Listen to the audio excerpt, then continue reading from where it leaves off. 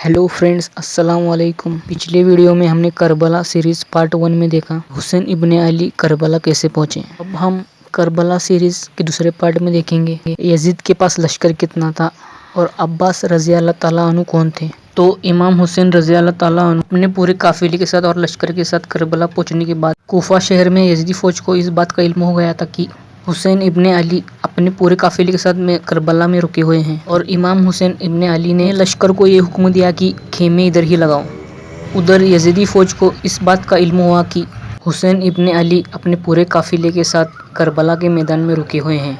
फिर यजीदी फौज भी फौरन करबला के मैदान में पहुंचने लगी। जो यजीदी लश्कर करबला के मैदान में पहुंच रहा था उसकी सालारी इब्ने साद कर रहा था। हुसैन इब्ने अली ने इब्ने साद से कहा, मुझे यजीद के पास लेके चलो या फिर मुझे मेरे शहर मक्का वापस जाने दो। लेकिन इब्ने साद ने इसमें से कौन सी भी बात नहीं मानी और वो आपको बैत करने पर मजबूर करता रहा, लेकिन आपने उसकी एक भी बात नहीं मानी।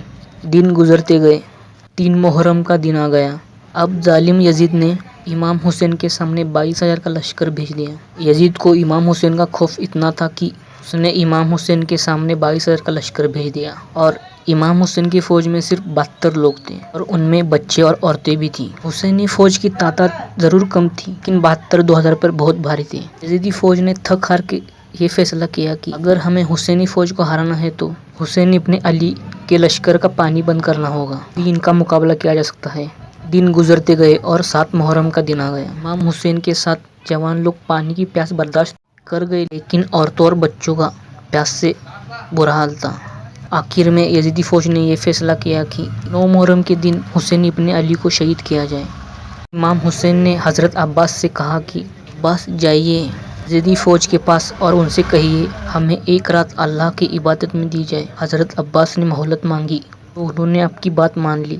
इमाम हुसैन ने 9 मुहर्रम की रात सब खेमे वाले को एक जगह इकट्ठा किया और आपने फरमाया, ये बात तो तय है कि यहाँ के सब लोग 1-2 दिन में शहीद हो जाएंगे। हुसैन इब्ने अली के हुक्म पर जलरे सब दिए बुझा दिए। फिर इमाम हुसैन रज़ी अल्लाह अन्हु ने सबसे फरमाया कि जो जाना चाहता है वो चला जाए। थोड़ी देर के बाद सब दिए फिर से जलवा दिए गए। दिए जलाने के बाद इमाम हुसैन रज़ी अल्लाह अन्हु ने देखा कि सब बेटे आंसू बहा रहे हैं क्योंकि आपको कोई छोड़ के जाना नहीं चाहता था। आखिरकार 10 मुहर्रम का दिन आ गया। हुसैनी और यजीदी फौज में जंग होना शुरू हो गई। हुसैन इब्ने अली पास छोटी फौज थी तो यजीद पास बहुत बड़ी फौज थी। हुसैन इब्ने अली पास सिर्फ 72 की आर्मी थी और यजीदी फौज का हमला शुरू हो गया। अब तक हर शहीद शहादत का जाम चख चुका था। कभी हुर शहीद होते तो कभी कासिम शहीद होते, कभी अली अकबर शहीद होते तो कभी ओनो मोहम्मद शहीद होते।